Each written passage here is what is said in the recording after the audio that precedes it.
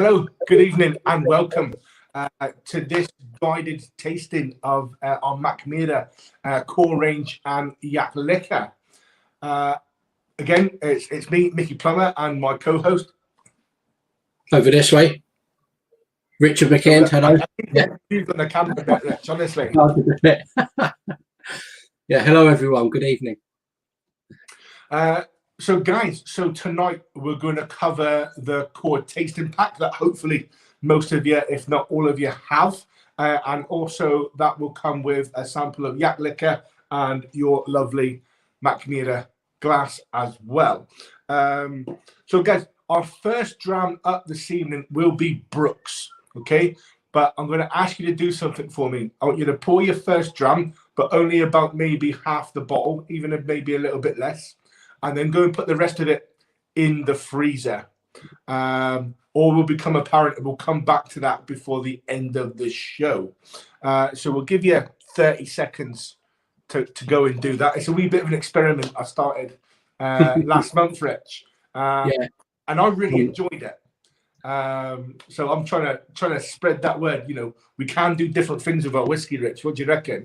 Hi, Steve. Well, I saw you do this on a show a few weeks ago. I think it might have been the last monthly tasting. It was, yeah, it was. And I thought, oh, I'll try that, and then I didn't get round to it. But I've gone and put half of a bottle in a miniature at least in the freezer now. See what it is at the end. Yeah. If we're giving people 30 seconds, can we listen to some more of that music that we had at the beginning? That was pretty funky. Yeah. Funky beat. Our behind the scenes tech guy, Carl, has come up with the new intro for our tasting shows, and yeah, it sort of just gets you dancing a little bit. I mean, I know my dancing's a bit dancing not very good these days, but you know. Well, I'm in the mood. I'm in the mood for some whiskey now, anyway. So definitely. That's probably been 30 seconds, I'd say. Yeah, I'd say everybody. Right. So, Rich, you want to take us through some updates and reminders? Yeah, so anyone, I appreciate probably have some people that are new to Mackmyra this evening, and some people that might have been following us a little while and saw an opportunity to try the Core Range and the Jaktlycka. So for those that haven't seen that we've had a new release come out in our moment range. Oh, hello, Carl. Right. In our moment range, which is, so tonight we're trying the Core Range, and one from the seasonal range. And the moment range is our really exclusive, only anywhere from 1,000 to 4,000 bottles at a time, and we've got a brand new one coming out on the 25th. We've been calling it Moment KBR internally, but it's actually pronounced Shushbarshruk. And at some point this evening, I'm sure we'll have a name come up. Yeah, so I think you might be able to make out all the different umlauts and lack of vowels in the name of that one. But anyway, so we've got this coming out on the 22nd, but well, it's coming out on the 25th, but you have until the 22nd to go on our website and order one with your own number. So I think we've got between numbers 1 and 150. Some aren't available now, but get on there, and there's also, I think, 1,500 if that's still available. I'm not sure that it will be by now, but go and have a look. So you've got until the 22nd to buy that bottle and choose your own number. If you opt out of choosing a number, there's not one that takes your fancy available. We'll give you a free 5cl 50 ml bottle of our previous moment, the Moment 22, which in a nutshell is Mackmyra's history in a bottle. It's our earliest releases bottled again into this and rematured. So two good deals there, I think.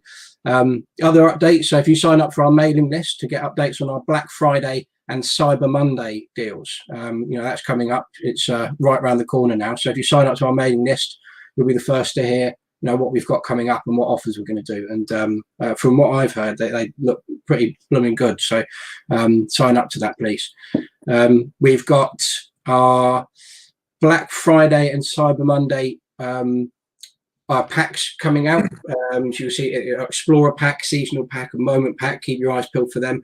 And we'll flash up a date between now and the end of the show for the Christmas show that we've got coming up as well in December. So we're going to do a really big thing for Christmas. So I hope you can enjoy that. Say again? The 29th. 29th. I thought it was the 28th or the 29th, and I thought if I asked for it to flash up, somebody would tell me, because I couldn't remember off the top of my head. I'm so sorry, but thank you, Mickey. It'd be me and Gareth.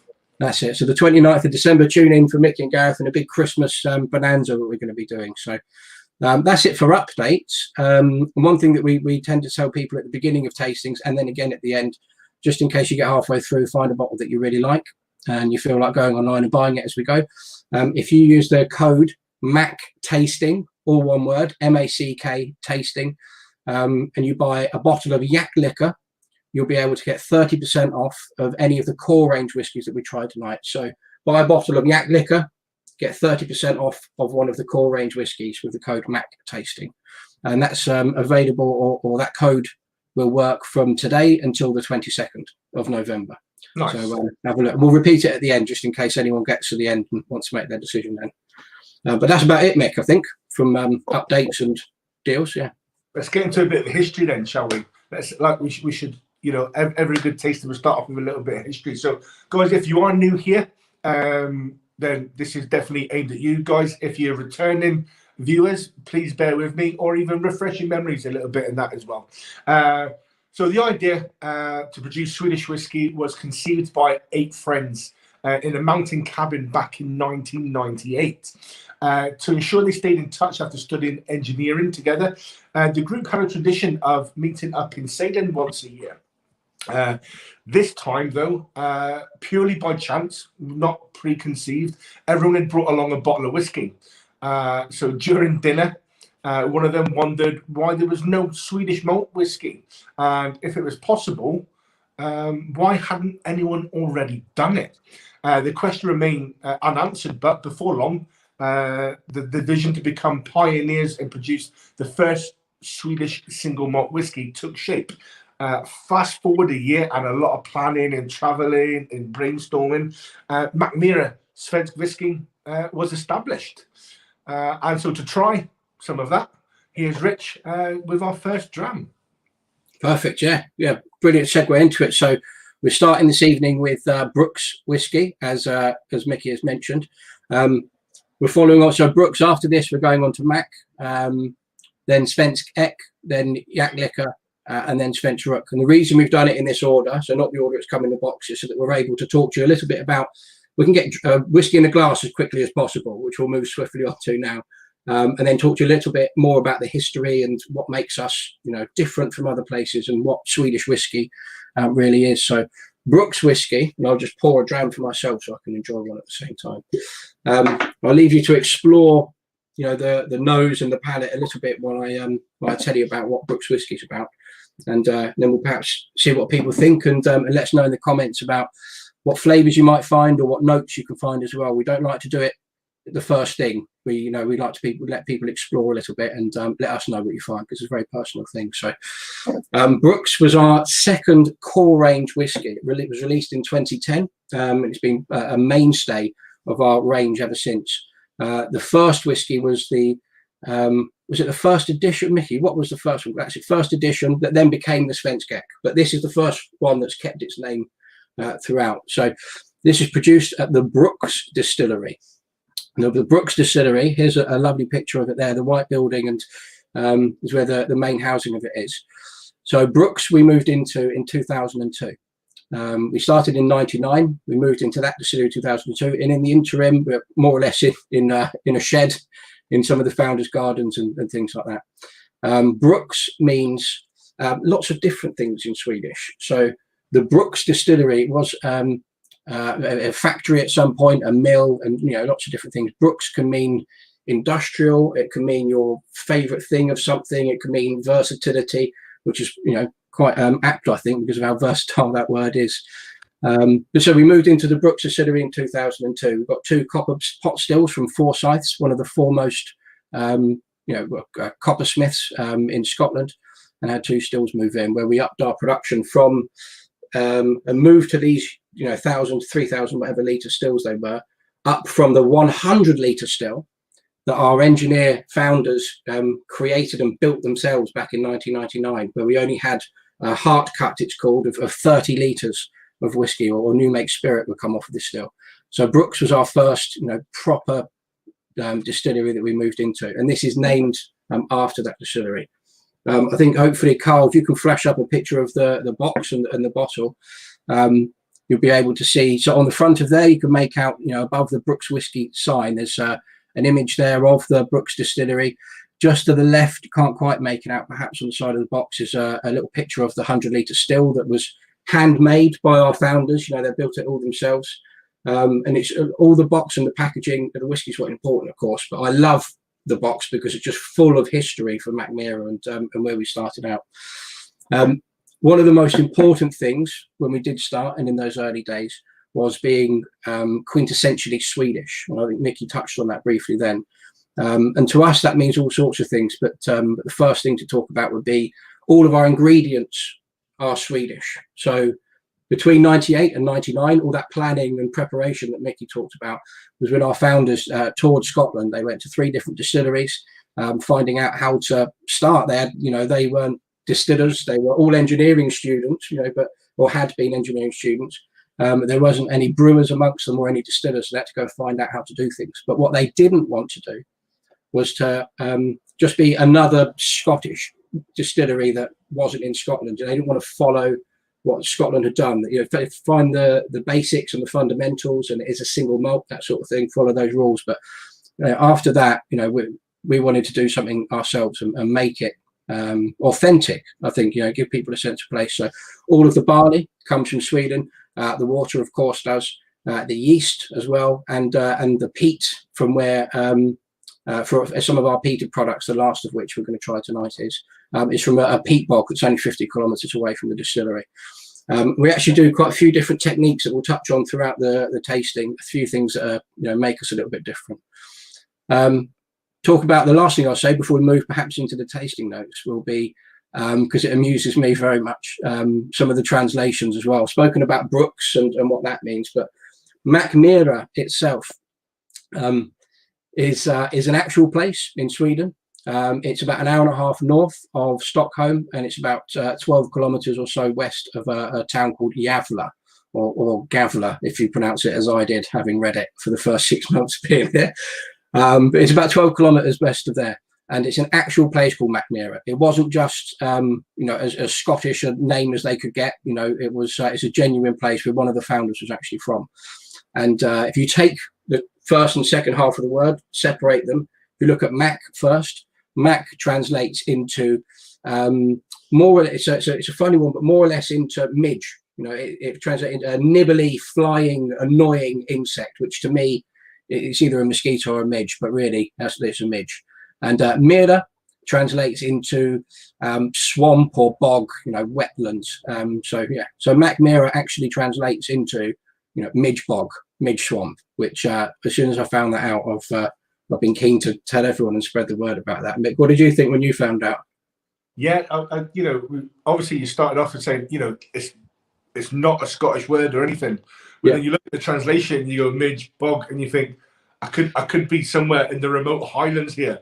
Yeah. With that explanation. It's very Western Scotland to me. I know you get midges all over it, but I think for me they're synonymous with the west of Scotland, that's for sure.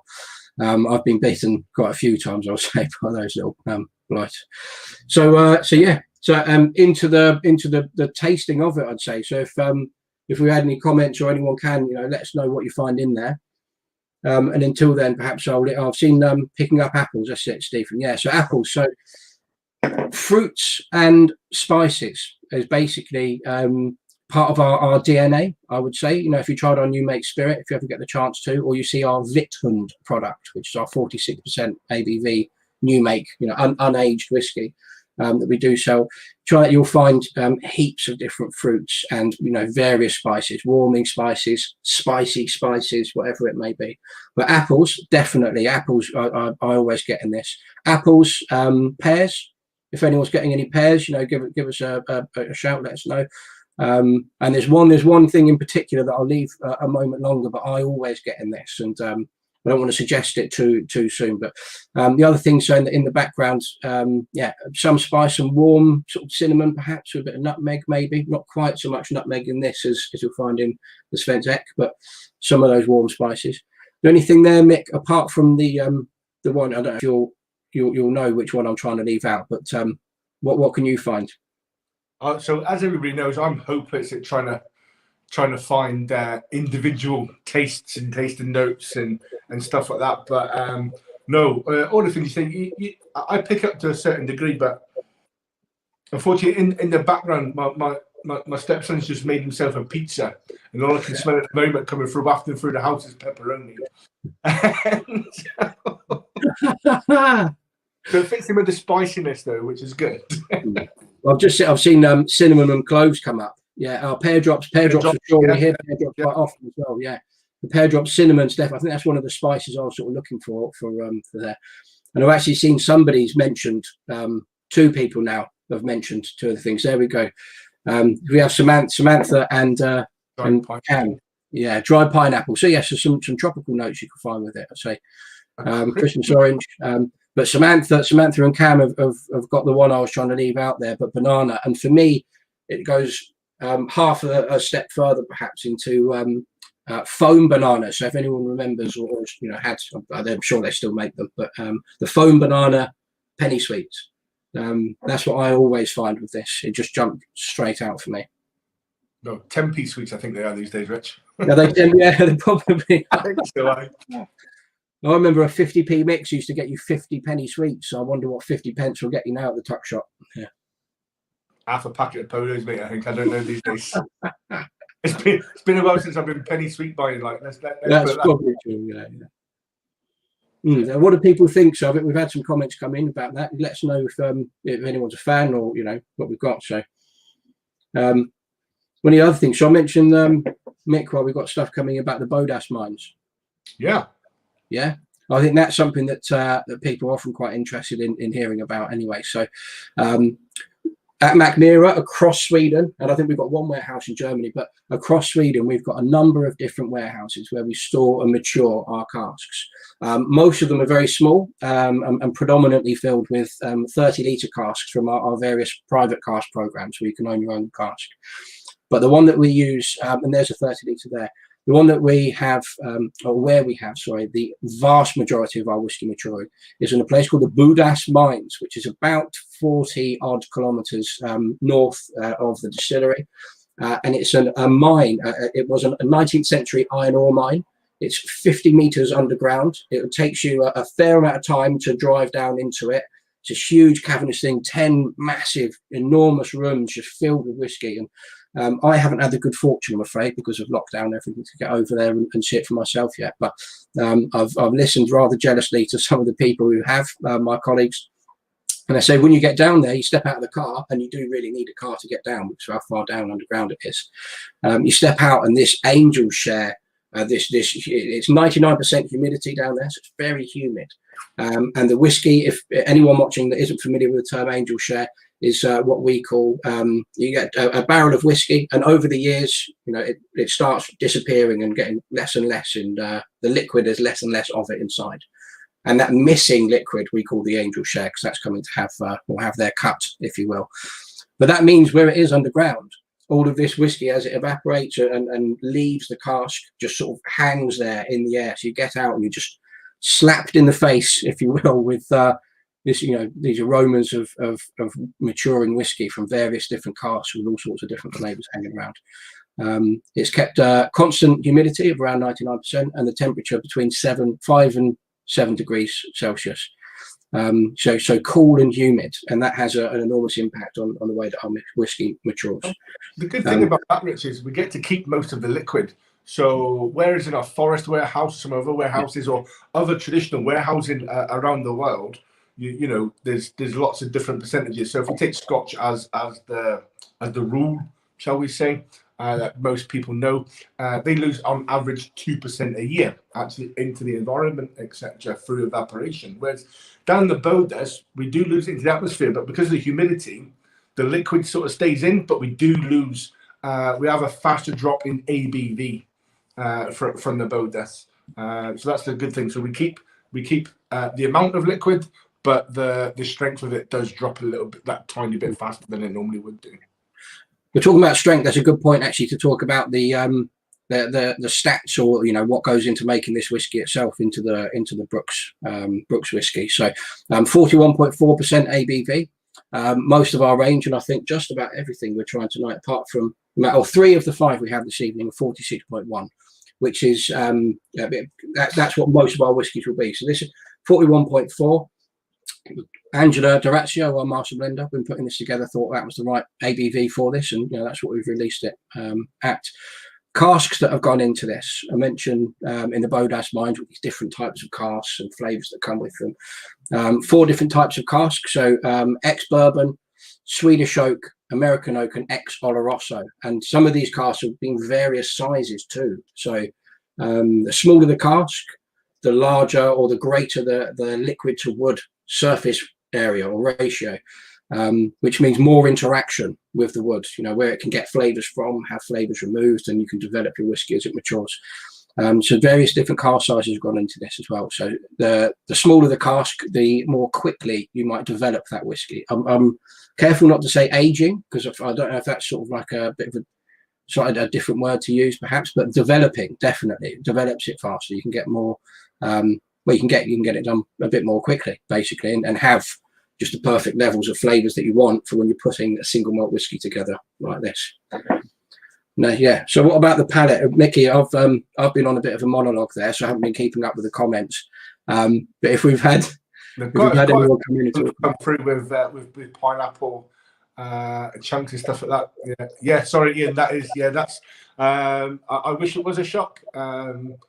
No, I don't actually, because that means I'd have to sell them all. They're all mine. Mine. Yeah.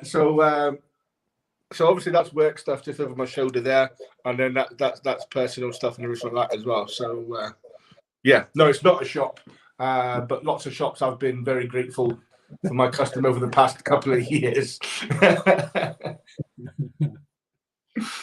So tasting, really easy on the palate. I get that bit of spiciness on the finish with this. I definitely get those tropical notes coming through. I couldn't pinpoint which particular ones they were, because as we all know, I'm not very good at that. But it's palatable and it's nice, and it is quite complex.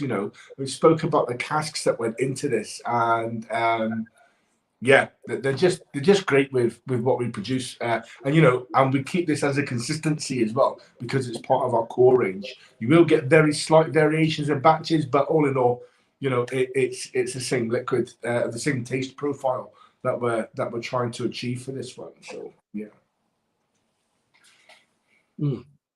I saw some good comments coming up there. So I think I've spotted Anders watching. I know he's an enormous Mackmyra fan. So welcome, Anders. And thanks for joining. Yeah, it's not a particularly long finish. Someone's commented there. That was quite a short finish. Yeah, it's not particularly long. It's not one of those that you'll sit there for ages and ages and chew over. It's not that sophisticated, but it does its job for its price point. It is where it is, and it's in a core range. You don't expect masses of stuff from it. It does its job and it does its job really, really well for where it is, and it's quite good in cocktails and stuff. And obviously, the people that have been and put half of their dram into the freezer, you will thank me for it when we come to do that at the end of the show, and just take on a whole different characteristic, and it's really quite interesting. Really quite interesting. Well, yeah. So I get a bit lost sometimes in that, but yeah, a short finish, but it's fresh, it's bright. We call it half jokingly, but actually you could get away with it if you had a good reason to. But we call it our breakfast whiskey. Not just mine and Micky, but in the company at Mackmyra, we refer to it as a breakfast whiskey. It's something. I'm not saying replace this for milk and your cornflakes, but if you've got a good reason to, or you've woken up late in the day and you fancy a dram or so, it's something you could have at any time of day, really, day or night. And I think with Micky, with your experiment, from what you told me about it, I think that'd be really an evening dram. I think that sounds perfect for it. But I won't lead anyone. We'll see, because I'm waiting to see myself. But what do you think about moving on to the Mac? If we had enough time, do you think, Mick? So, two seconds. This is just Steven's comment there. Question: can a layperson like myself lose out by not managing to identify specific flavors during the tasting journey? 100% no, Stephen. 100% no. So people say to me quite a lot, especially people that don't drink whiskey currently, I don't know about getting into whiskey. It seems awfully complicated. Not even remotely. 2, when I sniff the dram, do I like it? Does it make me want to take a taste of it? and then when I taste the dram, doesn't make me want to drink some more or buy a bottle. Yeah, so you can tick the yes on both of those. That's as complicated as it needs to be. Yes, you can spend time analysing flavour profiles, flavour wheels, you know, and all that sort of good stuff. If you want to develop your palate like that, brilliant. You will enjoy a longer journey, as it were. But it doesn't have to be complicated, guys, even remotely. You know, can I taste it? Have it on your polish tomorrow. Not recommended. But you're an adult. It's up to you. But no, you won't lose out on anything. You're still enjoying that dram. So that's still you on your journey at the end of the day. Yeah, I couldn't agree more. I think that most of us are still lay people as well, Stephen. So we're like Micky and I are in the business, but we're still learning all sorts of things. My vocabulary for tasting notes, Micky said, you know, his isn't great and everything. Mine's only half a step further maybe than that, and I'd say only with certain whiskies anyway. I think I'm far from a sommelier. I think I've managed to, you know, I've had enough experience drinking these particular drinks and these particular drams. And people say, oh, I find X, Y, or Z. And then I think, oh, I can spot that. So then I just remember to say it. And half of it's parroting, you know, what other people might have said, as long as you can find it. And you remember it. Yeah. Somebody asked about advice, what we've got to put in the freezer. So Micky at the beginning of the tasting advised people to not pour the whole bottle of the Brooks whiskey, and nor should you necessarily for all of them. You know, please drink responsibly. You don't need to drink it all in one go. Save a bit for the end and see what you think after. Revisit your drams. But if you can take half of your Brooks whiskey and go, you know, pour half of it out now, perhaps, and then put the rest in the freezer. At the end of the show, we'll have everyone go and fetch theirs and mine as well, and see how it goes. Yeah. Perfect. I've just seen someone saying you can make it up actually as well, the tasting notes, and I've seen lots 100%, of people doing that. 100%. I'm convinced a lot of people do. Me too. Yeah, me too. I'm convinced a lot of people do. Well, that's it. So I think one of the ways, and just to address Stephen and tasting notes again, is of building your vocabulary with it, or finding different things in there, is just trying different whiskies. You know, try as many as you can. You know, within reason, of course, and being sensible. But the more you try, the more you'll find with things, and you'll find pineapple in something here, vanilla in something there that you hadn't found before. Then you'll go back to whiskies you've tried in the past. Your nose will taste them again, and you'll find that note, and you'll be like, "Oh, that was vanilla or pineapple or whatever it might be, fresh grass or anything." So we do it. But talking about trying more whiskies, that's probably a good time to segue into the Mac, Mick. The return of the Mac. If you take it away, yeah. So, guys, next whiskey up, as Rich said at the beginning, so second whiskey in will be the Mac. So get yourself a wee pour of that one after you've had a quick rinse of your glass. So this basically, guys, this is our very much our entry-level whiskey, designed with bartenders in mind. It has been chill filtered. It has been color corrected. Now, that doesn't mean it's not a good whiskey. That doesn't mean it's of any less quality. It's there for a purpose, yeah? The reason that it is like that is because people a while ago weren't as educated as people are now.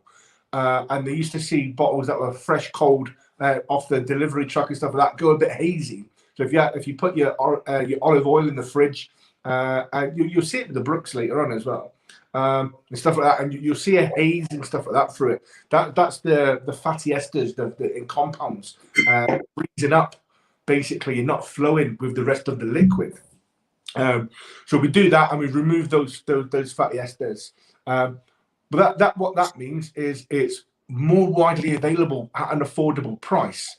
And it's great for putting in for basis for cocktails. It's great over ice itself, or it's really pretty good, as you'll find out now, just on its own. You know, I really quite enjoy it in quite a lot of different ways. Yeah, Justin, brilliant. Yeah. So this is basically 100% American oak. So that's virgin American oak, or sometimes personal American oak as well, to get the flavour profile. No other casks have gone into this. So we've big batch, 40% ABV. And in 70 CL bottles. It is a single malt, you know, and like I said, you know, you do get the traditional Mackmyra notes from this with the vanillas, the pears, and the citruses. So while you get your nose in about that, guys, I'll take you through some more recent history of Mackmyra. And today, Mackmyra produces whiskey with the same curiosity and experimental zeal as we did all the way back in 1999. But now in the groundbreaking Gravity distillery, which harnesses the force of gravity to aid production and is designed to substantially reduce the carbon footprint. So like I said, gravity, things move down. So it gets shipped to the top, and the gravity takes it hold, goes through all the processes that a traditional horizontal distillery would do, but vertically. And so, gravity lets it come down the way. So guided by the historical knowledge of whiskey production, Mackmyra employs its own methods to create innovative products using Swedish ingredients. Like Rich said, and like I said as well, all of our ingredients are Swedish. So the eco-friendly Gravity distillery in Mackmyra Whiskey Village was completed back in 2011, becoming the company's second full-scale distillery. At the back of the distillery are two large silos, each filled with about 40 tons of malt, one holding obviously our unpeated and one holding our smoky recipe.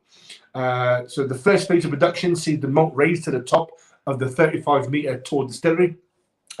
Harnessing the force of gravity between the different phases of production, the ingredients are then transported downwards, undergoing a new phase on each level.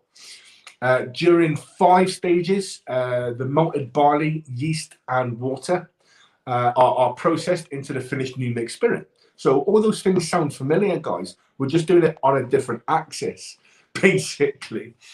So also, although the distillery simplifies large parts of the production process, separating the heart of the new make, or the usable portion, the stuff that you drink, the stuff that goes into casks for maturation, is a craft which requires experience and intuition. So with a well-honed sense of smell, the distiller seeks aromas that indicate when the time is right to cut the head away and the tail away. The first distillate to appear is known as the head and displays an intensely coarse aroma. So after about 20-ish minutes, when the scent becomes a lot more purer, loses a lot of its aggression, it's time to cut. There, and that's when we're starting to run into the heart phase, which is going to then go into cask, like I've already said. So this is the milder, soft fragrance begins to change character, evoking hay, grass, and then it's time to cut the tail away. So we don't want the heart diluted too much either, because obviously as the run goes on, the ABV starts to drop off as well. So going into a little bit of the distillery, the wash still holds 10,000 litres, and the spirit still has a capacity of about 8,000 litres. There you go. There's the wash still on the left and the spirit still on the right. Once the distillate has passed through both stills and the heart has been separated, the final product comprises of around 800 litres, and there's Jimmy doing the cut there, of 70% ABV. So off the stills, our new make is 70% ABV. We take that down. Okay, we'll get into that in a second, Sam. He's leading up to it. He's ramping up. We're getting there. We are getting there, I promise. So the new mixed spirit is then diluted down to 63%, what we call our filling strength, and that's what goes into casks. The control room receives all the data about the production of each batch, tracking everything from production times, temperatures to volumes of ingredients, etc. So the journey from unmilled malt to finished distillate takes about 8 days. And roughly 6-7 of those days is fermentation. So to address Sam's question there, Rich, you want to do that? Oh yeah, happy to. So I think the question was, do we malt our own barley to have our own floor malting? So yes, we do. We malt all our own barley for our peated runs, and we peat, and smoke that barley as well. So one of the things you mentioned already a couple of times, we wanted to be quintessentially Swedish, didn't just want to be another Scottish distillery about so the founders were adamant that all of the ingredients would come from Sweden, which includes, I should start actually with Viking Malt, or Viking Maltings, is a maltings business near Gothenburg, southwest of Sweden, and I believe they're the only people in Sweden that malt barley for people, whether they're making beer or whatever they're up to with it. So back in '99, we sent our barley there to be malted, but nobody in Sweden peated malt at all. So the first batch that we did for a peated run, our founders had to go to the maltings, go up into this tower the malting floor were, to get the malting or green barley, and then just shovel it into wheelbarrows to then bring it down a big elevator, wheelbarrow at a time, and then drive it back to the distillery, to one of the founders' houses, to put into a little smoking house. And if Carl can be quick enough in the background, we might get a picture. No, he might. We'll see. Oh, here we go. Perfect. Well done, Carl. So that's the original Mackmyra smoker. So you can see at the bottom, there's a little fire there. In there is peat. And I'm not sure that the very first one had our secret ingredient in there, but we've got fire at the bottom, peat burning at the bottom, malted barley above it, and that gets the smoke obviously infused in. But nobody could do it. So we've continued to use Viking Maltings to malt all of our barley for our unpeated recipe, our elegant recipe, we call it. But for all of the peated whiskey, all the peated barley that we produce, we malt everything ourselves. So, which I think there's not many people. Is there fewer than 10 or a dozen, Mickey, in the country, in the world even? There are fewer than a dozen on the planet that actually malt their own barley as well. So that's something that we wanted to do, rather than send off to another country for peated barley, which I don't think there's anything wrong with doing if you're a producer that does. As long as you, in my personal view, as long as you distill and mature whiskey in your country of origin, it's from there.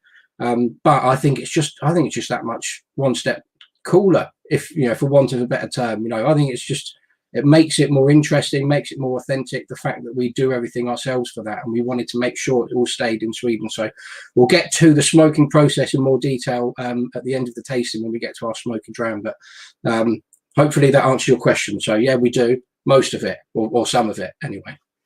Perfect. But that's probably a good time to come back to the Mac, Mick, which I enjoy saying. So, yeah, and talk about the flavors. Yeah. So, guys, what are we all getting from the Mac? Let's see some flavor suggestions coming in. Does anybody like making whiskey cocktails? This Mac, the Mac is great as a base for an old fashioned. Fruity aroma with a hint of ginger. Nice. Okay. Light, smooth. Yes. Very, very yes. Very drinkable indeed. Ian. Very nice for an entry level. Yeah. I think it's very nice for any level, really. For the price point, you got to look at things like that. First price point. Yeah. I think it is. I think it stands up. It stands up where it is for sure. Yeah. I quite like this with some sparkling apple juice. Oh, I've done that. I've done that with the Brooks whiskey, Mick. I think apple time.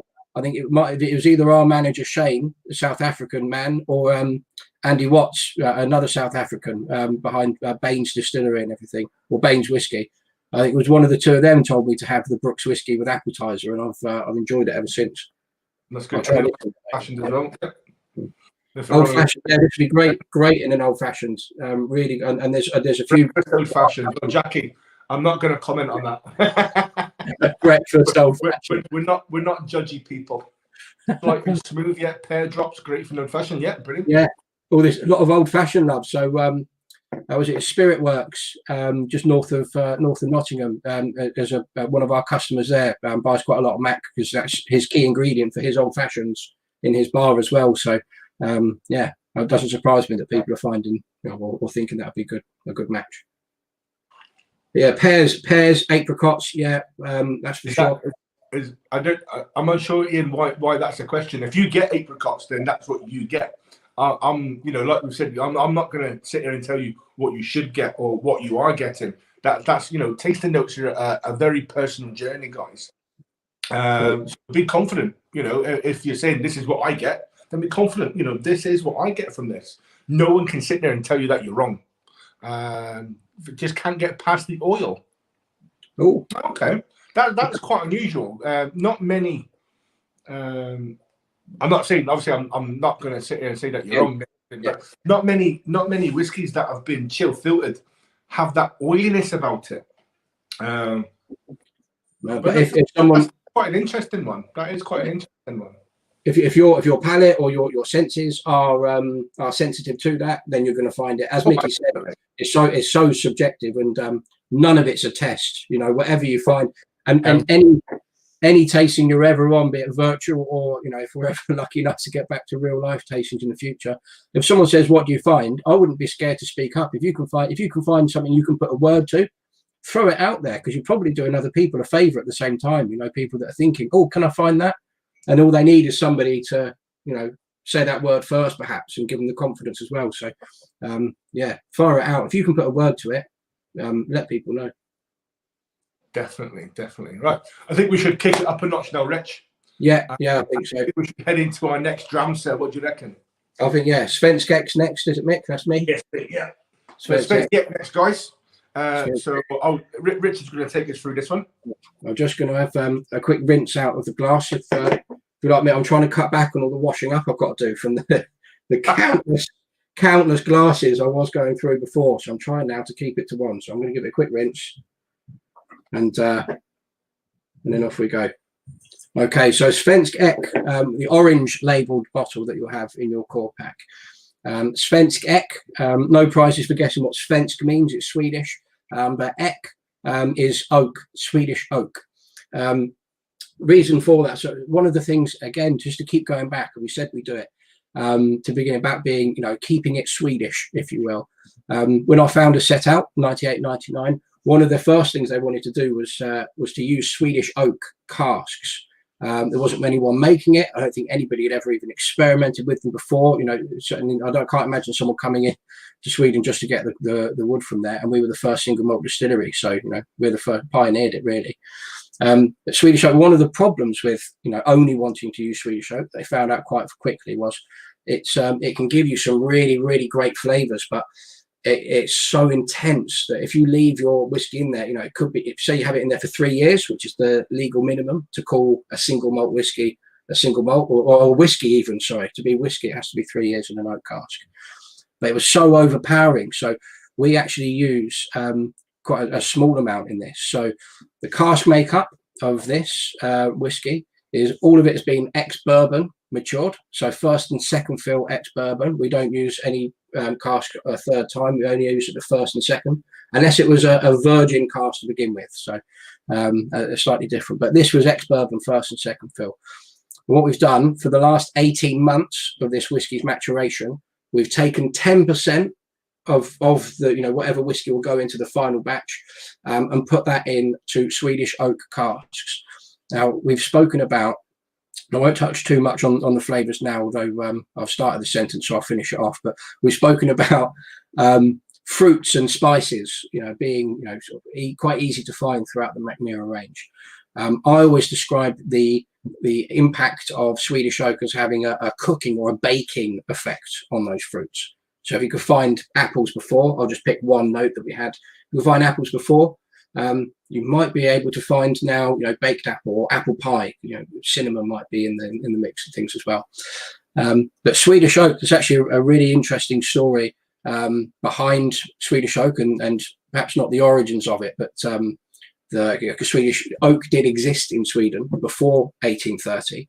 But in 1830, the Swedish king at the time decided that there wasn't enough oak trees around, you know, to build the fleets, you know, the ships that you wanted to build, for, you know, future planning, for, you know, commerce and empire and everything like that, in trade, whatever it would be.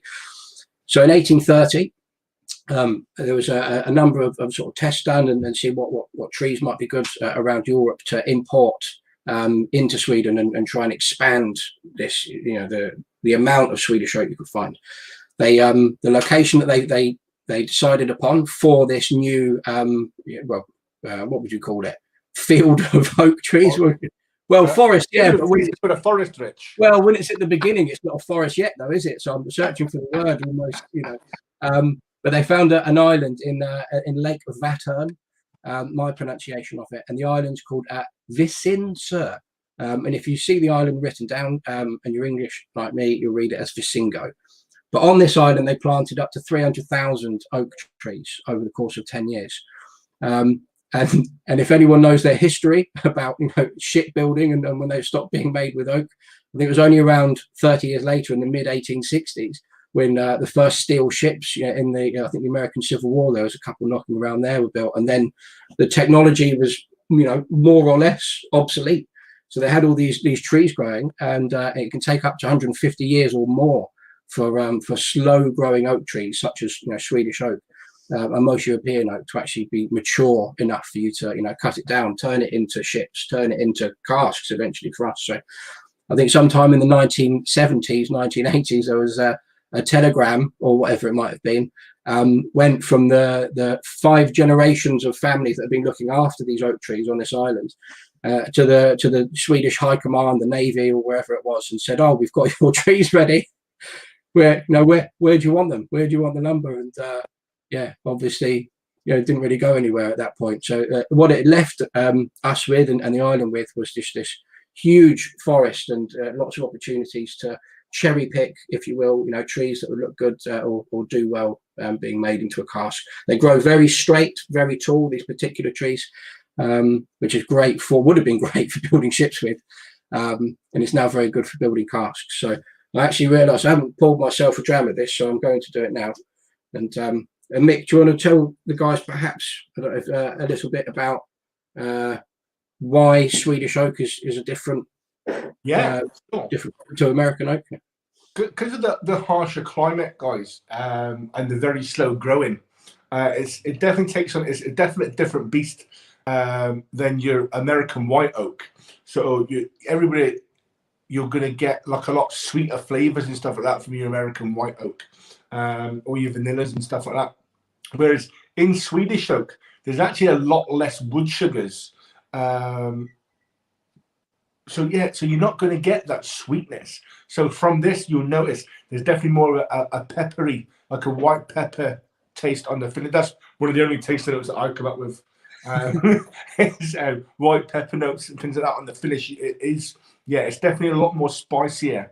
And it's that small amount of liquid. Only 10% of the recipe was finished for like 18 months in the Swedish oak. So it didn't take long for it to influence that character, and then put that 10% with the rest of the 90% from the ex-bourbon. And you guys are tasting it now. There's been a couple of comments there about the spiciness and stuff like that. It definitely makes it. It definitely gives it that good, unique twist. That we're striving for at Mackmyra for that Swedishness, basically. I think the ex-bourbon, the fact that as we've said a few times, only 10% and 18 months of its life was in Swedish oak, and anyone that's had experience with first or second fill ex-bourbon influenced whiskies, that whiskey that's only ever been in those casks, you'll get heaps of sweetness, vanillas and caramels and things. So not a huge amount of tannic notes, tannins in there. So the fact that this is 90% of it is from that, and you can't really find those at the forefront of it because just this tiny amount for a small portion of time that the whiskey's been maturing, and it is it's warm spices. I think I saw cuddle in a glass at some point in the comments there. I think that's brilliant. Yeah. And that pleased to meet you. That sounds to me like who's the White and Mackay master blender? What the note? Richard Patterson. He does that. Hello, nice to meet you. So he does that. He does that with his nose in. So it's like, hello, nice to meet you. It's nice here. There's a bit. This is very nice. Yeah, I agree. So dark chocolate. So Micky said about the Swedish oak having less wood sugars and it's less sweet than American oak. But I've lost that point. I was going to say I was leading into something. I read that peppery thing, just gone blank. You have to save the day, Mick. So you I got distracted. I read something on the side and it went straight out. It's a lot more nutty and a lot more peppery than you were going to get from American oak, guys. Okay, so it's a lot subtler. Go on then, Rich. I've remembered it now. So so you might say, you know, it has more bitter influences in it. Bitter doesn't necessarily mean unlikable or not, you know, no good. Dark chocolate compared to milk chocolate, you know, dark chocolate's bitter, but it's still got some sweetness to it. It's still got, you know, you want to go back for another bite. And I think that's, you know, the dark chocolate in this is definitely there. One thing I say about the way that our casks are made as well. So we had to train, you know, a carpenter to how to make casks and things to begin with. So we had he made our Swedish oak casks. They take a long time to make. Our 30-litre casks that we make of Swedish oak for our private cask programs, they can take up to sort of 3 or 4 hours at a time just to make, you know, one cask. But before that, it's 2 years of drying this oak as well. So when you're making a cask, you know, quite often you'll find people, you know, cut the trees down, cut them into rectangular poles or beams, and then they'll put them into kilns to dry, and they dry them quickly. And when you do that, it locks in lots of tannins basically, and locks everything in. But when you leave it out for 2 years, as we do, what you end up having is air dried stage, we refer to it as. And that allows the rain to come along to wash and rinse away some of those harsher notes that are in there. And because Swedish oak is so harsh, as we keep, you know, referring back to, and has so much influence, if we were to lock in all those properties and just, you know, try and accelerate the cask making process and do it quickly, we'd end up with something that would just be, you wouldn't be able to mature whiskey. I mean, you could actually do it, but you wouldn't end up with something that you'd really probably want to drink. So we take years of waiting and waiting and waiting for this wood to be right to then make into a cask. So if you've got a whiskey that might be, you know, 8, 9, 10 years old, you can add another 2 years on to the beginning of that for the staves to be dried, and then 150 years for the trees as well. So a lot of time goes into the making. But notes, what do we think? What other notes have we had come up, Mick? Anything in the meantime? No, just, you know, people are getting the spiciness, etc. from it, so that's really good. Garam masala, nice. Again, as a spicy tasting note, fantastic. You like that, Mick, don't you? Because you're often pairing whiskey with curries and things. Yeah. This does go actually quite well with like a nice tikka masala. And we're roughly at the halfway point. I've not had a pink licorice also in years. So that's going to be a tough one to remember back to, Kevin. But that's quite an interesting one. I like that. I've not had that. Orange, yeah, okay. Spice bitter orange, that's a great one. That's great. So like dark citrus notes you can find throughout quite a lot of our range. So like orange peel we talk about. So having this in here is very good. So if you like Swedish, you should take a look at getting a reserve cask from Swedish oak. Yeah. So well, thanks very much, Anders. So talking about that reserve cask program, if you have a look at mackmyra.co.uk. If you're interested, you buy a 30-litre cask. You can either lay one down, you know, and wait just a few years actually for it to be ready, because it's so small, and especially with Swedish oak, you know, influence is so powerful, it could be ready very quickly indeed. And go for the pre-stored recipe if you find that as well, which is whiskey that's already 4 years old before we put it in a cask. But those Swedish oak casks, the 30-litre ones, we made 100 of them this year, and quite a few of them have already sold because they take so long to make. And there's so much work goes into making them, very time intensive thing that we don't make a great deal. So there's only 100 of them actually, or fewer than 100 now. Nice. Yes, oh yeah. We spare a chocolate, let that play around in your mouth, let that melt in your mouth a little bit, and then have a wee sip of the whiskey. That'll be fantastic. Yeah, totally, definitely. Yeah, Chris. So this is quite a good like warming winter dram as well. So we're talking about Christmas there. I've just seen that comment. That's yeah, not a bad time of year to try it. And marzipan as well. That's an interesting one. I think you might just I might have been suggested there. The power of positive suggestion. Yeah, I wonder if I think maybe I do. So yeah, but so halfway point. Good time to recap the deal. Mac tasting, or I think Carl might have preempted me and put it across the bottom there. Yep. Flipping Eck. Get 30% off of any Core Range bottle if you buy a bottle of Jaktlycka, which we're about to move on to. You use the code MACTASTING, all one word, on mackmyra.co.uk. Yeah. So time to move on, Mick, do you think? Yeah, definitely. So guys, while you pour your next dram of Jaktlycka, we're going to play a little video that guys shot with Angela in the forests of Sweden, and then we'll get into a bit more about Jaktlycka. Carl, take it away.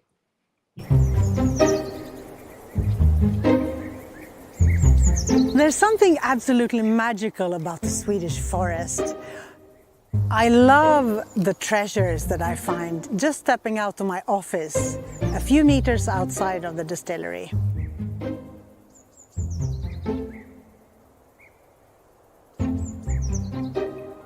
So Grythyttan Wine are a great partner to Mackmyra.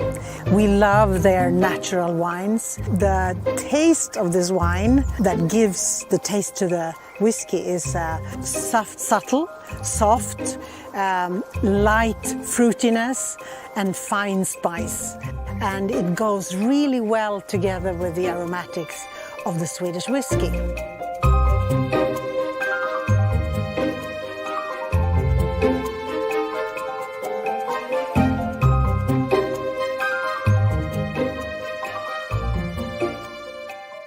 The Swedish innovative finish together with the Swedish oak, that is a perfect combination.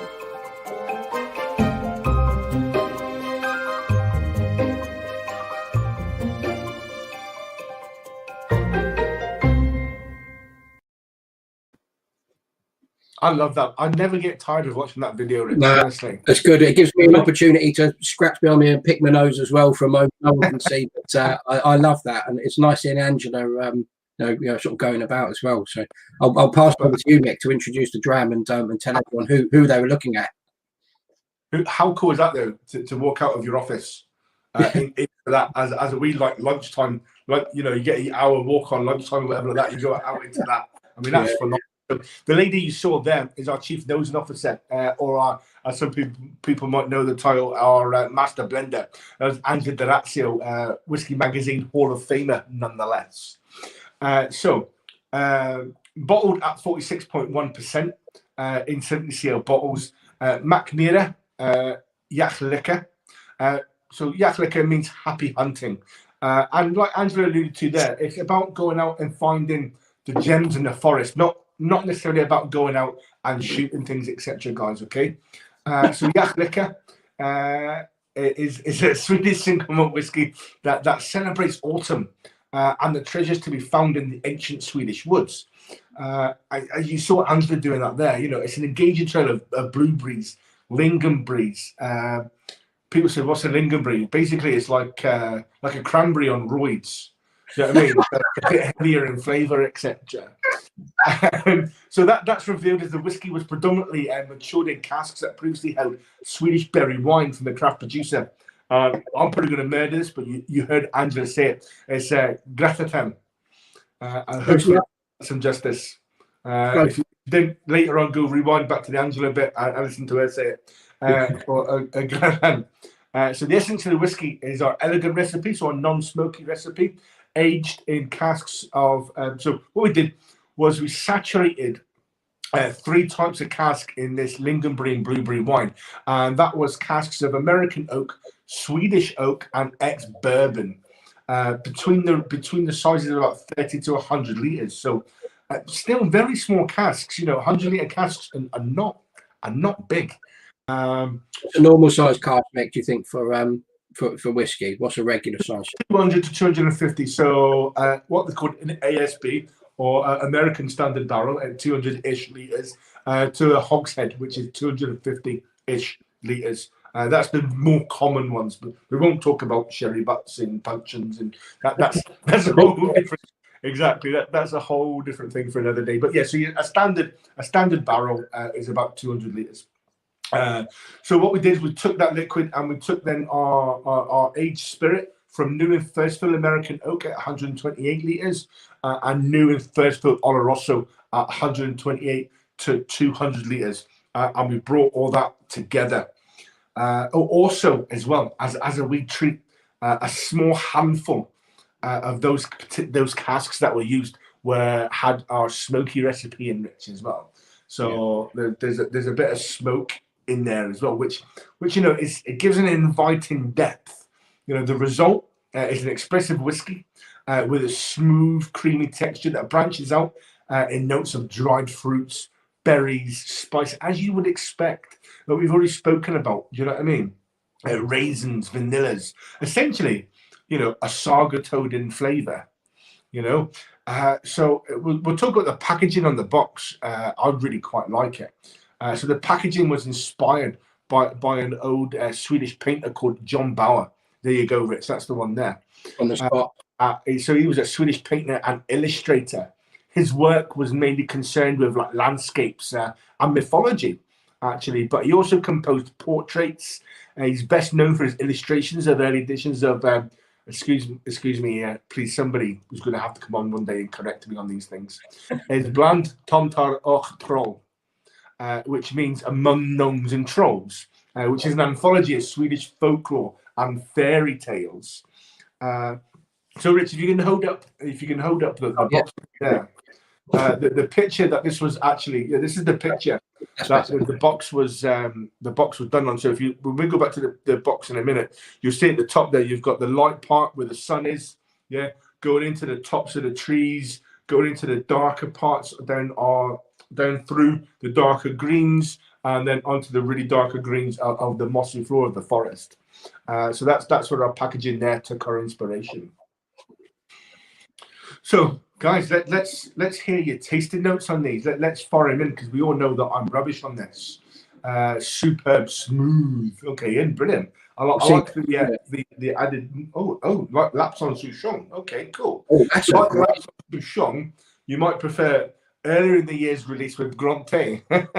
Oh, yeah, green tea cask finished whiskey that we created our own green tea casks just to bring a whiskey out. It's about as innovative as it gets with it. Oh, cool! Somebody's favourite so far. That's good. Yeah, brown sugar. Oh, just as it came. Yeah, brown sugar. Steve says syrupy as well, more syrupy than that.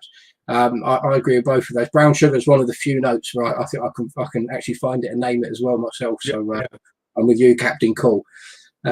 I saw somebody else mention something that I was very much agree with as well down here. Where was it gone?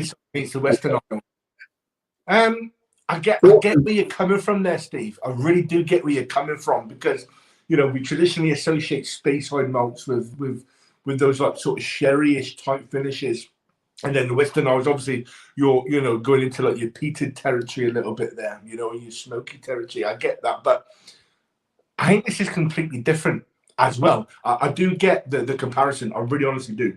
I'm not trying to blow that out of the water or anything. I do get that comparison. But also, I think tanniny. Yeah, that'd be there. Yeah. So that'd be from the European oak, from the ex Oloroso casks. So touching on John Bauer, Mick, if I may, actually I learned, I think it might have only been last week or the week before, but John Bauer, so 19th century Swedish artist, as you said, mythical and ethereal landscapes, gnomes, trolls, etc. If anyone's watching that's familiar with Jim Henson's The Dark Crystal, apparently John Bauer, his artwork and his series of different things that he released was part of the inspiration for The Dark Crystal as well, which for me, I grew up loving that, and very much I did enjoy the Netflix remake of it, the series that they've done. So I had great fun that. So for me, I think that's fascinating. The whiskey is what's most important. It's undeniably what's in the glass, what's in the bottle is what's most important. But I do love it when there's a story behind the whiskey itself or the packaging, whatever's designed with it. I like it when there's a bit of history to it and a bit of substance as well. Especially the amount of whiskey. If you look at behind me and Mick, and you've got more whiskey than you can drink, and things sit on the shelf for a little while, it's nice to have something where you've got a story behind the things that are still there. Yeah, definitely. But no, so people always go on about as well is a Christmas in a glass. Do you know what I mean? If you're looking at like your heavy sherry finishes and your port finishes, this reminds me of Christmas in a glass. For me, take that sort of step back from that. To me, this is without a doubt. Like I'm gonna use a word and people are gonna take it wrong, and I'll explain why I'll use it now. It's Halloween in a glass. Now I don't mean that it's scary. Yeah, but like Ian just says there. So Ian, big shout out to you guys up in the Isle of Lewis. Nice. Yeah, so Ian's a proprietor of a whiskey shop on the Isle of Lewis. He's going to be hopefully stocking Mackmyra soon if he's enjoying this evening so far. Anyway, no, I'm glad you told us that towards the end, Mick. At least. So Halloween in a glass. I don't mean that it's scary and it's going to jump out on you. I don't mean that. I mean, think about that time of the year. You know, Halloween going into bonfire night. You know, it's not quite freezing cold, but you're starting to get fireworks and bonfires and all that type of stuff. And you're getting that sort of smoke through the atmosphere, but it is just that little bit cozier. Yeah, it is like Halloween. Yeah, brilliant. Thank you. Somebody agrees. I'm happy with that. But yeah, so for me, if I could go to the rugby now, do you know what I mean? This what would be in my hip flask, because I think it's perfect for this time of the year. You know, it's slightly heavier than a summery type dram, so like Brooks or something like that. Do you know what I mean? Or Spitz Get to a certain degree, slightly heavier than that. But also it's not too heavy, not too, you know what I mean, coating your bones sort of thing, like a heavily sherry dram or something like that would do, or a really, really peated dram. Yeah, so for me, this is perfect for this time of the year. I really enjoy it. Sorry, Mick, I'm just laughing because I've just seen Kevin mention, I spoke about the bottle numbers, if anyone bought the KBR, and the one that I missed out was actually 8. So we had one to 150, 1500, which is the maximum bottles that were released, and 888, which is a very lucky number in certain parts of the world and very desirable. 1 to 100. Oh, 1 to 100. 888, 1500. There was. Oh, that's why I didn't get bottle 1 1. Yeah. Okay, I understand now. But I think I've just actually had I've had a prompt, a behind the scenes prompt from Carl, who runs the show, pulls the strings behind me and Mick. So he's actually got a picture ready of the Dark Crystal. Yeah, nice. Yeah. So this is what we have. Go. Oh yeah, there you go. Was that the Dark Crystal, or is that? Yeah, that looks like John Bauer's work itself. Is that exactly? That's. I was just about to ask the same question, Rich. Yeah. Is that Dark Crystal, or is that actually John's work? I would say that perhaps that's a John Bauer pick to me. So what he said in the prompt, and perhaps we can't do it for copyright, was actually he's got a Dark Crystal looking pick ready. I think that's a perfect. So it is a John Bauer artwork that inspired the Dark Crystal. Yeah, brilliant. You can really see from that picture. I'm sorry if I misspoke beforehand and got everyone excited about a picture of Jim Hench's thing. I've just thought of something else actually, Mick, that I really like about this. So we talked about hunting happiness. It's about getting outside into the outdoors and foraging for happiness in the Swedish forest, if it's berries or chanterelle mushrooms, or looking for a waterfall to paint a picture of. In Sweden, they have, and a few Nordic countries actually, if not all, have the same law that they have in Scotland. You know, the freedom to roam, the right to roam. In Sweden, it's called, and my pronunciation of it is Allemansrätten, which means, I see you laughing, Mick. I don't think either of us know that one. But Allemansrätten is. I laugh because we put so much effort, or we think we do anyway, put so much effort in trying to get it right. Do you know what I mean? But because obviously we're not native Swedish speakers, so maybe some of the stuff doesn't roll as maybe it should. Do you know what I mean? I always smile when we make an effort to try and do it, mate, because it does make me smile. You know, on last Friday's show, when me and Shane had Angela on for the Shushbashrook release show. She couldn't stop herself from laughing at every time me and Shane tried to pronounce things. She just ended up mocking us relentlessly. It was brilliant. Yeah, if you did miss that show, you can find it on our YouTube channel and on the playback on Facebook as well. Yeah, nice. That was a great little corporate plug, Mick. Well done. We managed to get that in, yeah. But go and look at it, because try to put these in every now and again, you know. But it is a really interesting whiskey. This new moment that's coming. Shard, yes, definitely. Not much of it around. Without a doubt. I tend to just walk from the train down to the rugby ground, though. That I did for my old time. But at the moment, it's taking the dogs out for a walk. But with my two, I definitely can't take a hit fast with me. Glenfarclas influence on these, in my opinion, this is the most interesting so far. Brilliant. Like the Brooks too, but this is a longer finish. Yes, correct. The high ABV and the depth of character with the wine cask influence helps with that longer finish. TC's favorite so far as well. That's awesome, guys. Awesome. Yeah, nice. Yeah, I was waiting to see somebody mention something about the berries and whether or not you could find it in there. So yeah, so good to see somebody mentioning it there. And, yeah. Oh yeah, and fruity, rich, yeah, spicy. Yeah, that's it. And then a hint of smoke. So Lawrence, if you can find. So I didn't find any smoke on this for some time, and I thought so. Sometimes you can find smoke in a whiskey, and you think it's peat. In this instance, there is a little hint of it. Sometimes it's just because the inside of the casks have been heavily charred, and you get a smoke there as well. What's that? Very good. Stephen. But sometimes you can find smoke from that, and I thought maybe that's what it was. And then I found out, and we had we spoke to Angela about it, and she told us a bit about the release.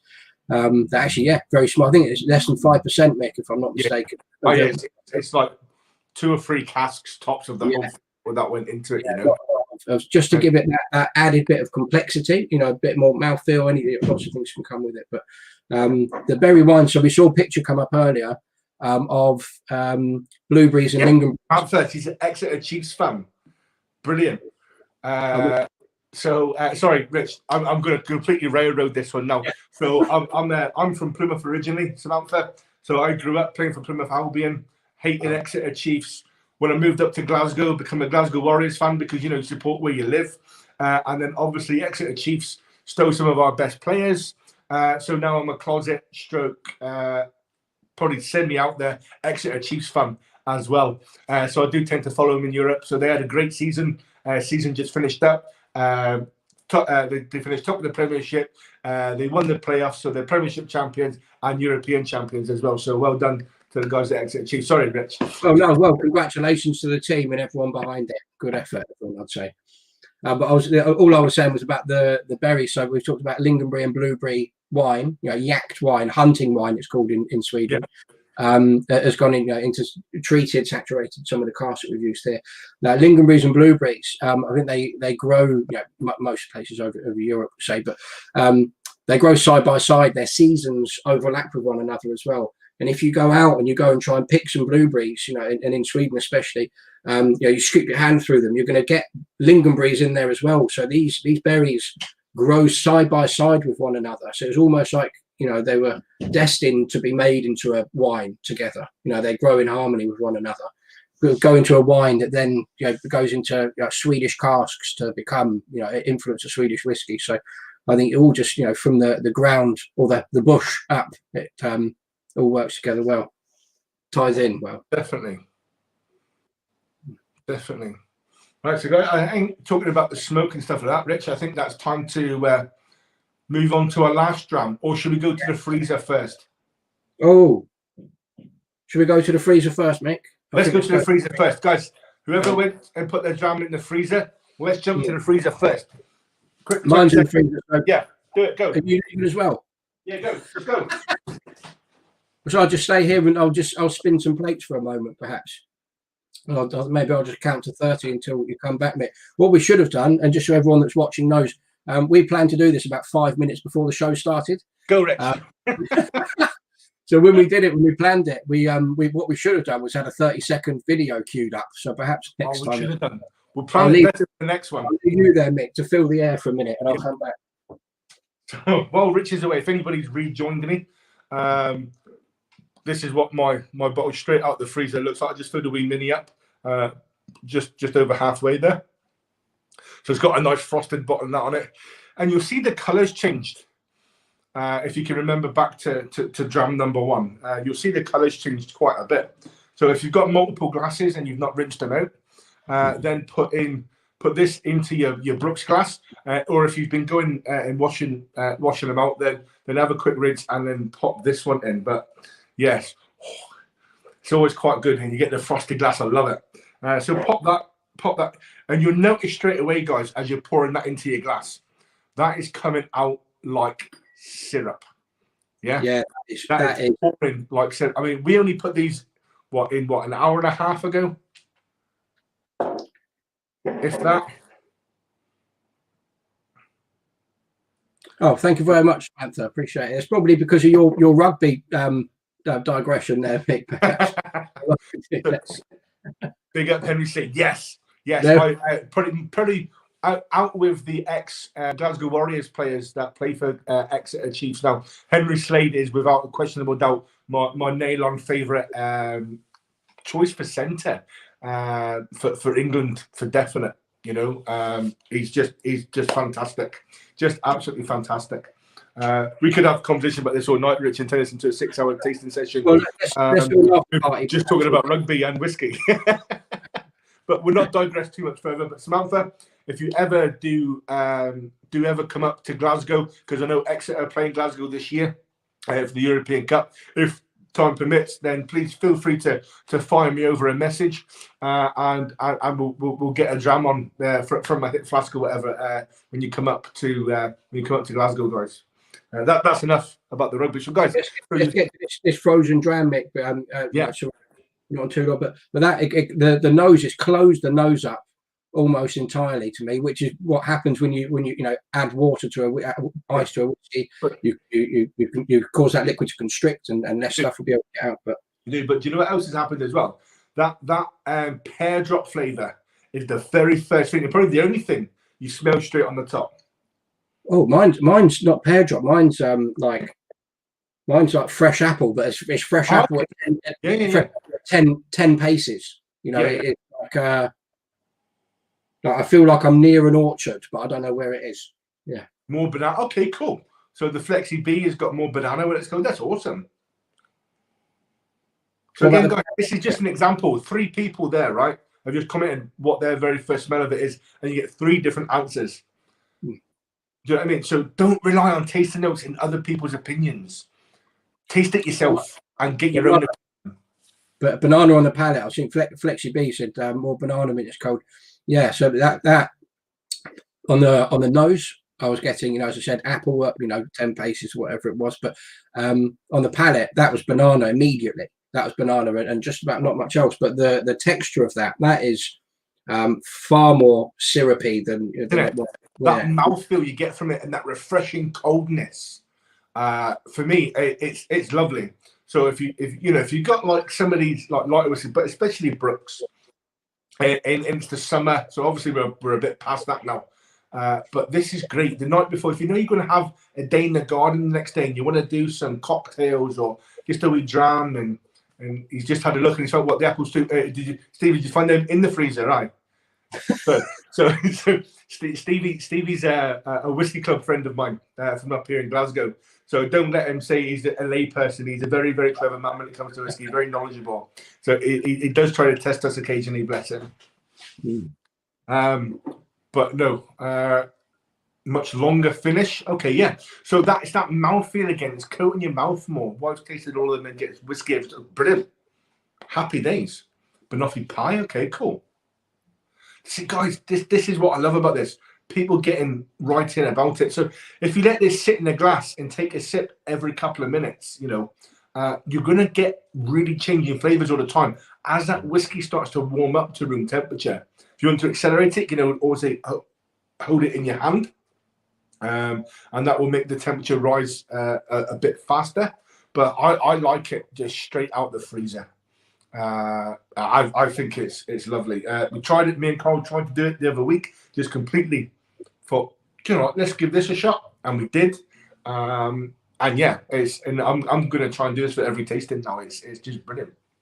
I don't know how I'm going to manage it when we're doing live tastings, though, Rich.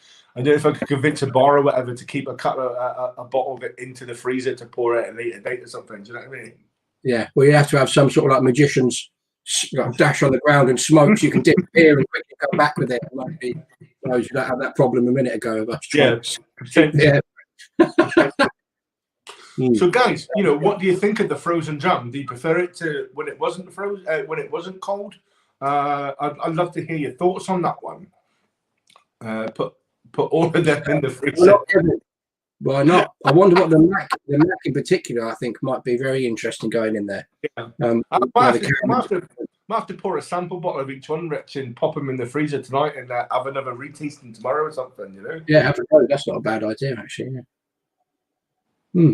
But that's it. So, yeah, I've been nosing it, sort of almost out of habit, and it really it decimates the nose. You can only find 1 or 2 things, but that Of course it It's does. almost concentrate. It concentrates a flavour or two in the on the palate, on the finish, and I find it very warm and quite a bit warm spice on the finish, on the back of the tongue at the end and things. So that's okay. that So is you must prefer a little patience. Yeah, just pop your bottle in the freezer. Just keep your bottle in the freezer overnight, mate. You know what I mean? Because I know in your retired state now, you do like a dram in the morning to kickstart your day, like, you know. So Stevie's just recently retired.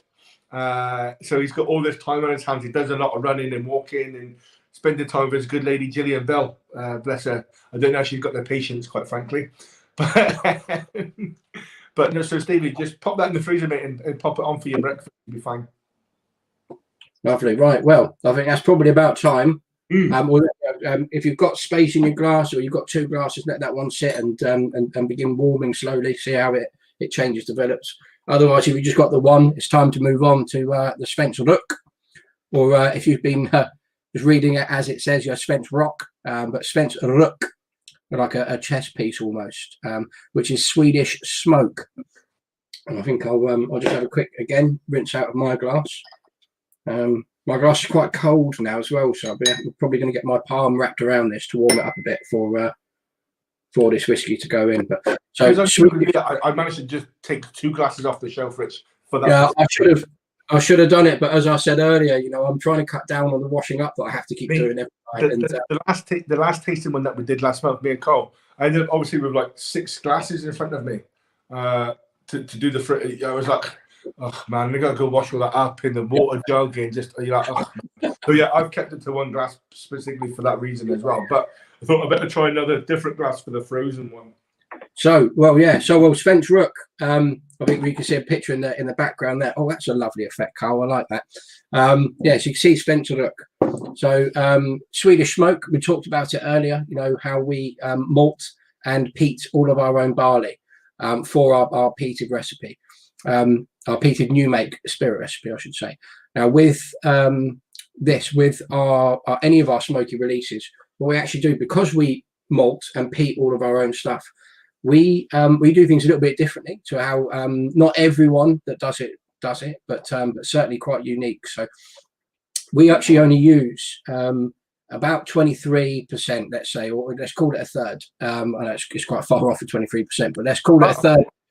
Yeah, well, let's say a quarter, because it can vary a little bit depending on the batch. But we take about a quarter of peated barley and 3/4 of unpeated barley into our mash bill, you would call it. We combine those 2 and then run those through the whiskey making process.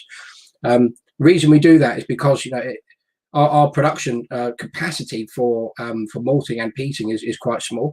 So what we do is I think it's about 80 tons of barley a year in 2 or 3 different batches, and we peat it to an extremely high ppm, which is how you measure peat in barley. It's not how you measure peat in the glass, because once it's gone through the peating process, if someone says they've got a whiskey that's 30 ppm, that's just talking about what the barley was to begin with. Once it's gone through, it's not necessarily going to be that same level. But we peat up to 65 ppm. So very, very smoky. I think your Lafroigs and Lagavulins, and fewer than 50, less than 50 ppm will be. But we don't use all of that in there. And anyone that's getting a nose of this glass already and has poured it, you'll find it's smokier rather than peatier, and there are other elements in it. It's not just the smoke being at the forefront. It's definitely a big part of it, but it's not the only flavour that you'll find, or the only note that you'll find. So we peat up to a very high ppm. We get some extremely smoky barley, but then, as I said, we only use a small portion of that in the run that we go through when we're making the smoky recipe. So now with it, one of the other things that we do, and again, not keep using the phrase, trying to be quintessentially Swedish, trying to do something that stands us apart from probably Scotland in particular, I'd say. In the late 90s, that was really where all the eyes of the world were probably on for, especially single malt whiskey. But to stand us apart from them and to keep it Swedish, we do something else. So there's a secret ingredient goes into our peating process, and it came about when our 8 founders said, what can we do to make this more, make it Swedish and be authentic and give people a sense of place. And for thousands of years in Sweden, Norway, that part of the world, when they go to cure or flavor meats and fishes, they will they will add some juniper twigs, dried juniper twigs and juniper branches from a juniper bush onto the flames. And there's a picture that we have there. So it's not juniper berries, it's not gin, it's the dried juniper branches and twigs. So they would use that to help flavor their food. So there's a huge amount of tradition in Scandinavia that goes into it. So we experimented with a few other ingredients to see what might come out good or come out well, in the end product, and ended on that. So we get all of those branches from a Swedish power company, a local power company, and when they go and clear the lines, of whatever's sort of growing in the way, juniper just grows everywhere over there. So we get it in abundance. About 1% of the peat, of the mass of peat that we have in the process will have, of smoking. So 1% of that will be juniper branches. The rest of it will all be peat. And that peat comes from a place called the Cardin Mossen bogs. So Karen's bogs, basically. And that's about 50 kilometers away from the distillery, so very close to where we are. It used to be under the Baltic Ocean, the Baltic Sea, some however many years ago it was. So it's the peat there sort of salty and minerally, but we use white peat, which is top level of not top level, let's say, but the upper level, not going too far down. And that from white peat, you tend to get more smoke than you would medicinal notes. So when you hear peat and you hear smoke and you're not keen on those things because you might have had something from Islay. I'm a massive fan, I'll just say, of whiskies from Ireland, but not everyone is, and you can be a bit put off. But I think this is a great way, an entry into a warm-up, if you will, to getting into smoky whiskey. It's smoky rather than peaty, and a friend of mine actually said it when he tried, rather poetically, I think, notes of campfire in the rain. So there's smoke to it, but there's like a wetness, like a dampness. And I see you nodding, Mick, because I think that sums up quite. Or if you go to a barbecue, you've left your barbecue out on the patio, charcoal barbecue, and you come out in the morning after a night of rain, and that sort of smell to it there, that smoke, but wetness and that sort of damp thing there. And I think that for me is what I get every time I go. 100%, Rich, 100%. And a lot of people comment on this one, going, "Oh, I didn't like peated whiskey before, but I quite like this." And I really enjoy introducing people to peated whiskey through Svensk Glögg, because it is easy to drink. It is 46.1%, so it's got a bit of oomph about it, but it's not a big punch in the nose when it comes to the peat and smoke. It lets it build quite slowly through your palate, and I really quite enjoy it, quite frankly. So I hope I haven't done it. I've just remembered we've put a video together, or we've cut a video down of some source material that we had. And I think, Carl, actually, if you wouldn't mind, if you do have it queued up, hopefully I haven't just said everything that we're going to hear in it. It'll be the first time that we played it, everyone. So you'll have to forgive me if I have, because I'm not used to having it ready to go. But Carl, if you have it ready, please could you roll the video, and you can see Magnus Jonsson, one of our founders, talking about the peating process, and actually standing in the shipping container that we have. Very, industrial. They're engineers. They just want something that functions and works and does the job. But hopefully we've got a video ready to watch. Magnus, berätta, det fatet du precis har buteljerat, det var med det rökiga receptet. Det var extra rök till och med. Extra rök Oloroso. Det är, till och med extra rök? Ja, det är riktigt kraftfullt. Extra allt? Extra allt och rätt så gammalt också. Det har legat 10 år ungefär. Berätta om det här med röken, för det är väldigt speciellt, den svenska och Mackmyra typiska röken. Ja, men vi sa ju det från början att vi vill ha något riktigt svenskt. Ett svenskt recept med alla svenska råvaror. Och det eleganta utan röket, det var kanske inte så svårt. Men det rökiga, det fanns ingen rök i Sverige, så vi byggde ju röken själva. Och den första byggde vi och testkörde hemma i min trädgård i Hässelby. Så grannarna började undra vad 17 är det som röker liksom. Det kom ingen brandkår, vi avbröt innan. Och sen så körde vi ut den här röken, den här kölnan till Annikas sommarställe vid havet. Därav är bilden på etiketten på de här flaskorna. Och sen så en lång tid därefter så byggde vi egna rökare i större skala. Mälteriet som vi har, där borta där vi mältar, och sen så skottar vi över det här in i den här röken som är byggd av en gammal sjöcontainer. Och sen så stoppar vi svensk torv från Karinmossen här borta 5 mil. Det är en gammal Östersjöbotten, 10 000 år gammal, som vi eldar på i kaminen här. Så vi lägger dem här uppe, så lägger vi lite ved under för att tända brasan, och så får vi glöd på de här grejerna. Och längst upp så har vi då enris, där det blir riktiga svenska delikatessmaken av det rökta svenska. Och allt det där blåser in under den här perforerade botten. Där ligger ett 10 cm lager av svenskt korn från Enköping.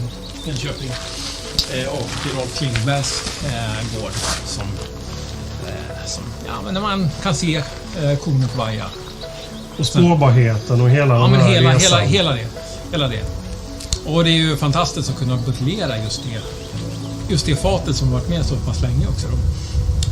Det är riktigt svensk rök hela vägen.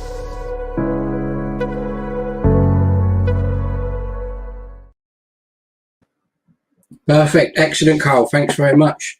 I'll say there's a couple of bits I'd like to pick up on there. The cask he was talking about at the beginning was his personal cask, private cask. I think I've seen it in the comments as well from Anders. We spoke about the private cask program. There we go, a couple of times tonight. But yeah, anyone that's interested, or even to flirt with the idea of having a 30-litre cask, the reserve casks, you can design your own whiskey from start to finish, whether or not you want peated or unpeated recipe.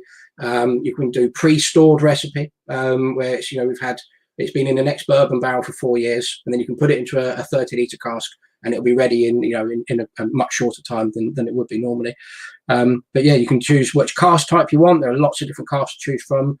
Choose from multiple different warehouses and things as well. And if you haven't got the patience, have a look at a ready cask, which is basically a cask that's bottled, ready to go, and just looking for a home. Sat in Sweden now, waiting for somewhere to be.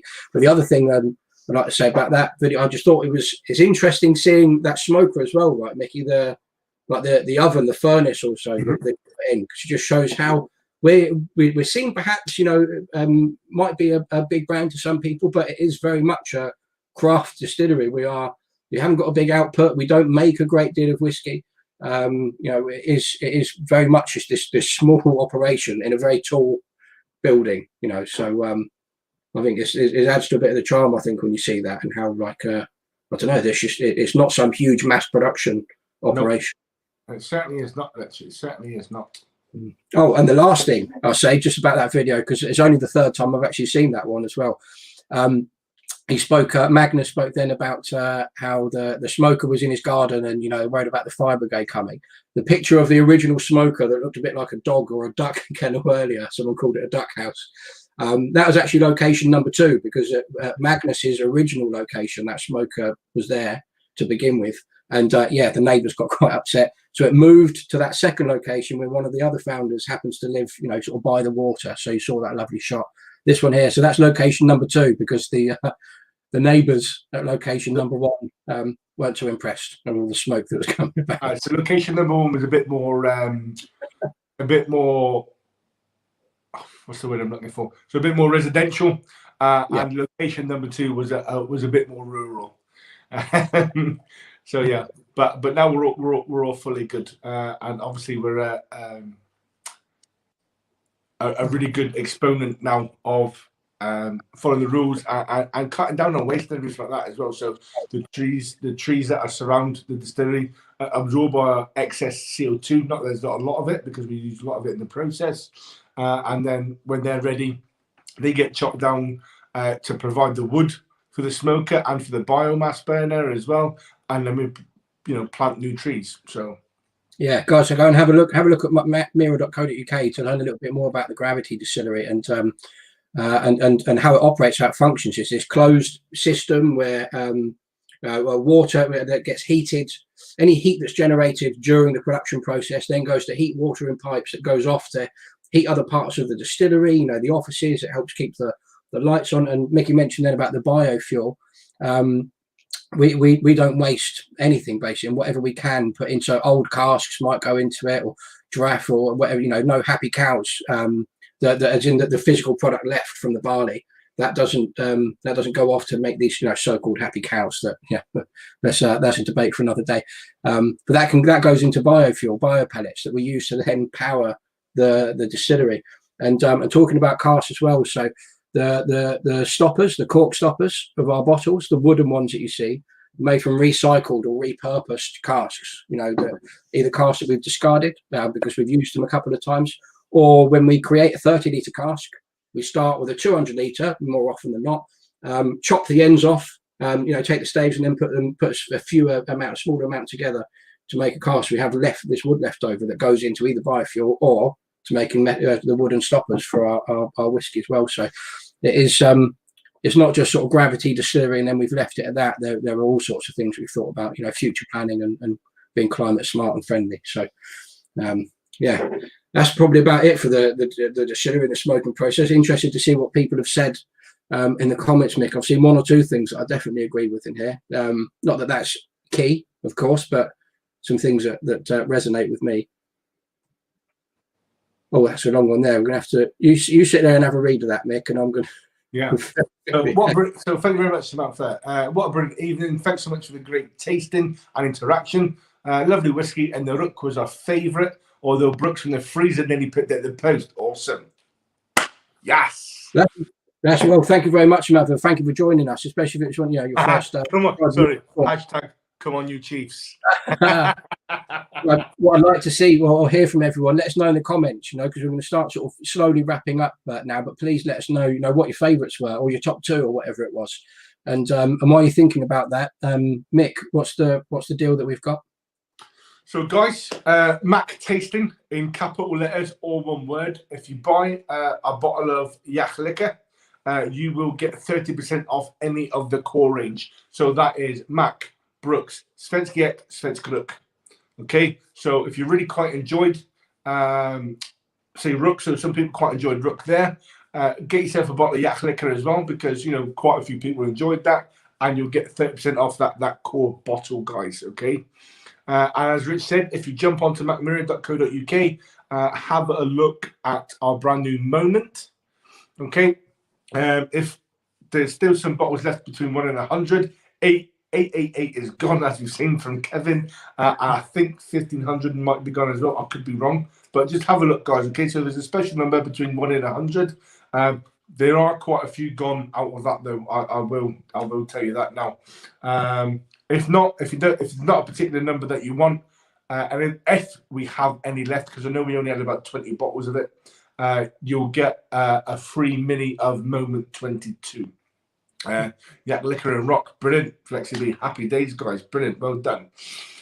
So we need to start outroing now, really, guys. So thanks very much for joining us. Me and Rich will be back tomorrow evening for a nice cheeky wee end the work session down the Mackmyra Inn.